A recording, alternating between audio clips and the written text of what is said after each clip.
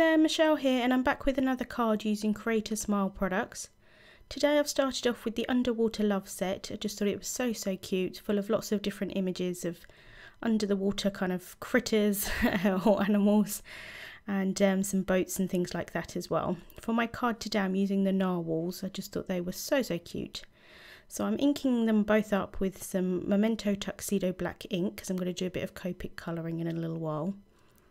So I'm just inking those up and then stamping them down onto some smooth white cardstock. Making sure that they're inked up really well. This is the first time I've actually used this set, so I do tend to ink them up a little bit extra, I suppose. So just stamping that little baby one down as well. And then I'm going to do some Copic colouring. So I'm going to speed this portion up and play some music and let you watch while I colour.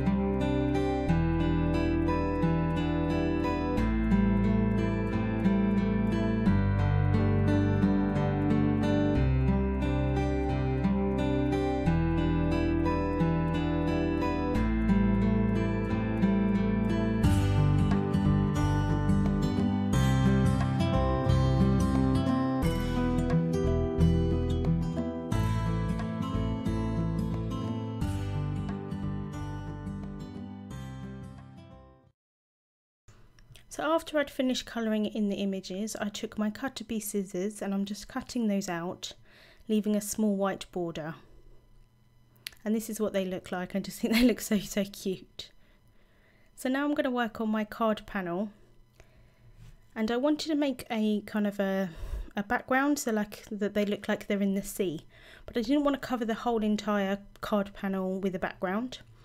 So I'm going to do some ink smooshing. So this is the Distress ink in Broken China, and I'm just adding a little bit of that onto a Avery Elle stamp pocket. These are the ones that I store my stamps in. I just wanted a slick surface that was quite easy to kind of move about and kind of mould and things like that with my hands. So I'm taking some water here and I'm just misting it with a mister bottle, and then I'm going to smoosh that into the cardstock. This is a technique that Betsy Veldman used quite a while ago, and it's become quite popular, and I can understand why, because it's a lot easier to control where you want your ink to be. So in the instance of my card, I wanted the ink to just be in the kind of centre portion at the top of the card panel, and this way I can completely see where I'm adding it, and it's still got an organic feel to it because I'm not controlling it 100%, but it is a bit better than me adding some ink and then putting the cardstock on top of it, because I wouldn't be able to see at all where I was adding the ink. So this is Peacock Feathers, just a lovely colour, one of my favourite Distress ink colours, and I'm just adding a little bit onto there, and again, as you can see, I'm kind of pressing it into the cardstock, kind of where I want it, and then I'm just going to move it about a little bit by lifting up the cardstock. And then I'm going to dry that with my heat tool. I did dry in between all of the layers just because I wanted the ink to kind of mix together but not too much, so I did heat them in between. So this is where I'm heating it. I've got an Epicurean board underneath just because that's a heat resistant surface. And then I'm going to take a kitchen towel and I'm just going to get rid of any of the excess ink that's on there as well that hasn't kind of dried.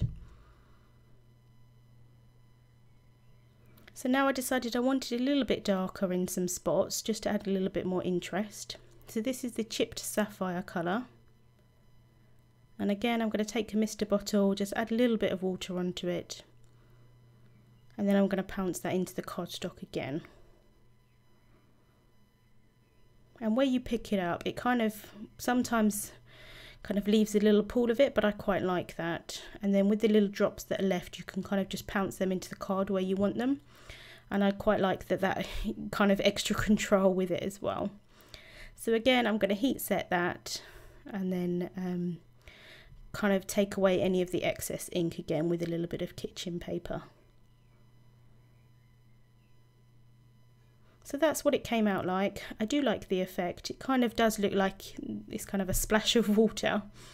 And because I warped the card quite a bit, because I just used general cardstock, I didn't use watercolour paper. I'm taking some removable adhesive here, and I'm just sticking it to my craft mat just because I want to stamp a sentiment on here, and it just is a little bit easier when the card panel's flat. So I'm taking the narwhals here and I'm just kind of adding them onto the panel just where I want them, so I can see where I need to stamp my sentiment. So I'm using the sentiment from the same stamp set, the Underwater Love one, and then I'm going to stamp that again with some Memento Tuxedo black ink. And here I've made sure that the card panel is completely dry, otherwise this ink will bleed otherwise. So I'm just going to stamp that down. I've got a little bit of extra ink on my acrylic block here, so I'm just wiping that away just in case I manage to get that on the card panel. And that's what that looks like here. So it was at this point that I decided that the card panel was a bit too warped.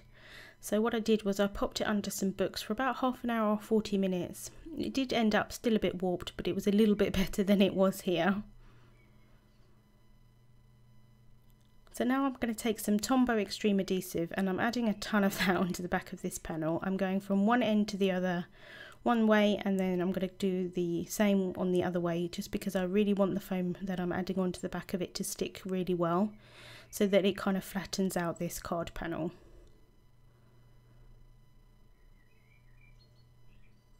So once I've added all of that onto the back, I've then got this foam sheet here that's cut to size, and I'm just popping that down onto the back, and then I'm just pushing really well. So this is an A2 card base, and again I'm just adding a ton of Tombow adhesive onto the back of this again. Kind of adding as much as I can, just because I want it, like I said, want it to flatten out as much as possible.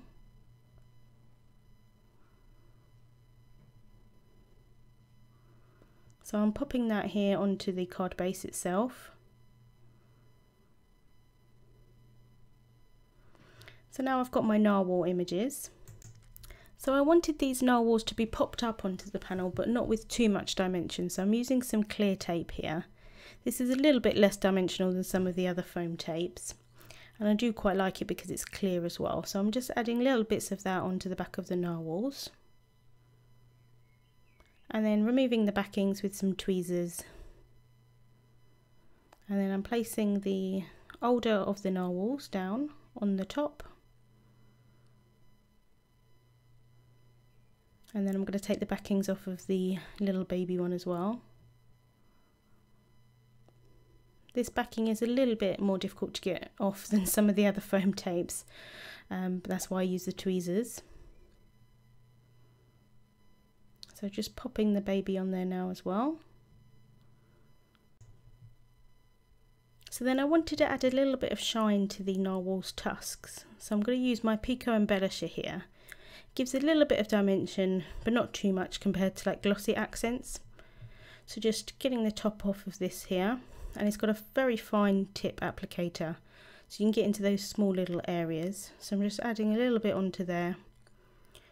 And I did actually get a couple of air bubbles at this point, I'm not quite sure how, but did manage to get some of those on there. So I'm using my pokey tool and I'm just kind of popping those and kind of moving them along. And then adding a little bit to the baby's tusk as well. So that's the finished card for today. I hope you've enjoyed watching and seeing me make this card. I will have some pictures here, and then I will have links to all of the products that I used in the description bar on YouTube and also on my blog. Thank you so much for watching, and I'll see you soon.